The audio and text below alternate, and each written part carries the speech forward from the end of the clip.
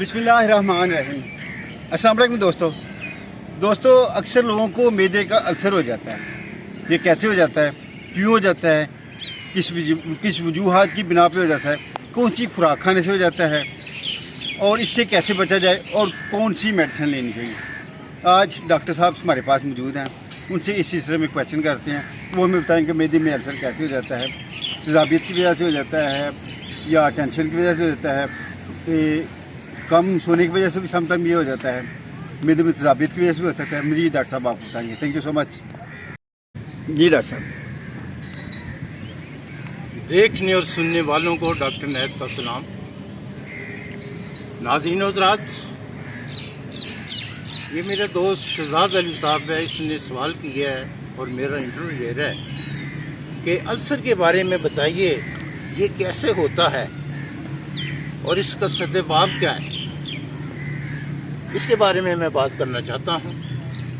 तो आप सबसे रिक्वेस्ट है, आप ये वीडियो को गौर से सुन लें, उसके बाद अपने दोस्तों से, अपने कलीग से, अपने अजीज़ों से इसके बारे में डिस्कस कर सकें, ताकि किसी की परेशानी को कम करने के लिए या ख़त्म करने के लिए हम अपना किरदार अदा कर सकें। तो नाज़रीन हज़रात, देखा क्या है, गाँव में, देहातों में, शहरों में, इलाकों में, मोहल्लों में हमारे कई ऐसे दोस्त,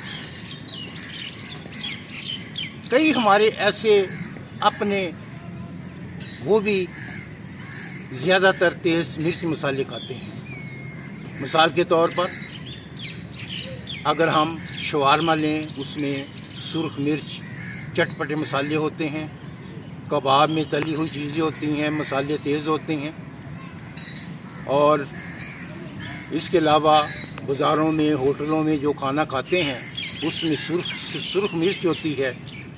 तो नाज़रीन हज़रात, अगर हम सुर्ख मिर्च ज़्यादा इस्तेमाल करेंगे, कई हमारे बहन भाई, दोस्त, बुज़ुर्ग मिर्च मसाला तेज़ पसंद करते हैं, तो मैं उनसे रिक्वेस्ट करूँगा, तेज़ मिर्च जो है, तेज़ मसाले जो हैं, ये खाने से हमारे मैदे में स्वेलिंग हो जाती है, अल्सर हो जाता है। नंबर 2, जो ऐसे मेरे बुज़ुर्ग दोस्त हैं, नौजवान हैं, जो ब्लड प्रेशर की वजह से खाली पेट 1 या 2 तुरी थूम की चबा के खाते हैं, पानी का गिलास पीते हैं, मैं उनको ख़ास कर खुसूसी तौर पर मैसेज दूंगा कि मेरे भाई, खाली पेट खाने से पानी के साथ हमारे मैदे में ज़ख्म बन सकता है, अल्सर हो सकता है, स्वेलिंग हो सकती है।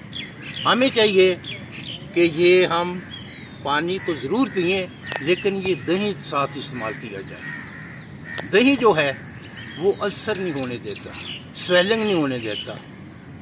तो मैं अपने सब दोस्तों को, भाइयों को, बुज़ुर्गों को, माँ बहनों को सबसे रिक्वेस्ट करूँगा कि आप अल्सर से बचने के लिए, क्योंकि अल्सर एक ऐसी तकलीफ़ है जो कि अंदरूनी तौर पर एक ज़ख़म बन जाता है, स्वेलिंग होती है, उससे इंसान बड़ा परेशान हो जाता है, बुखार हो जाता है, आए दिन हॉस्पिटल जाओ, प्राइवेट क्लिनिक पे चेक कराओ तो वो बिगड़ जाता है, यानी अंदर ज़ख़म बन जाता है।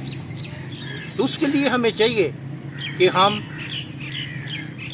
हरी मिर्च और काली मिर्च और दही ये साथ इस्तेमाल करें।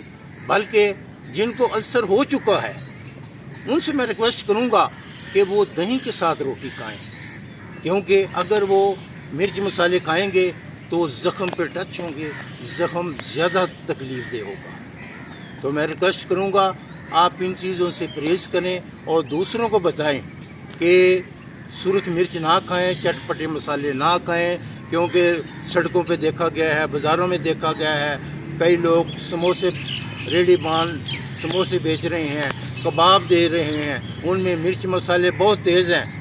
तो सबका दिल तो करता है, मुंह में पानी आ जाता है, लेकिन उनको ये उस वक्त बात सोचनी चाहिए कि अगर हम खाएंगे तो हमारे अंदर क्या होगा।